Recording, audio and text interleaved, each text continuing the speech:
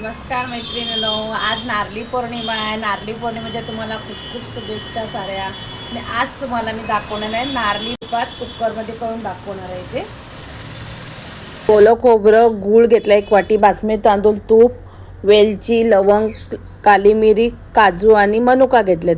मी ते कुकर गरम तूप घालून घेते. लवंग, काली मिरी असं तुपामध्ये चांगलं परतून घ्यायचं. त्यामुळे वेलची टाकली, मनुका आणि काजू पण चांगले तुपामध्ये परतून घ्यायचे. तांदूळ मी स्वच्छ धुवून त्याच्यामध्ये तुपामध्ये चांगले परतून घ्यायचे. मस्त किती सुगंध वास येतो बघा, मस्त तुपामध्ये परतवले की. एकदम साधी सोपी रेसिपी आहे, तर तुम्ही पण केली, जास्त वेळ लागत नाही. त्याच्यामध्ये आपण 1 वाटी गूळ टाकायचा, तो चांगला मिक्स करून घ्यायचा भातामध्ये.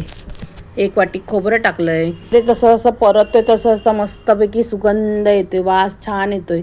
त्याच्यामध्ये मी 1 चमचा वेलची पावडर घालून घेते आणि केशर मी इथे भिजत टाकलेलं थोडं पाणी घालून, ते पाणी घालून घ्यायचं. थोडं कमी घातलंय आणि इथे पाणी घालून नंतर 3 शिट्ट्या इथे काढून घ्यायच्या कुकरला. झाला आपला भात तयार. कशी वाटली रेसिपी माझी? सबस्क्राईब करा, लाईक करा.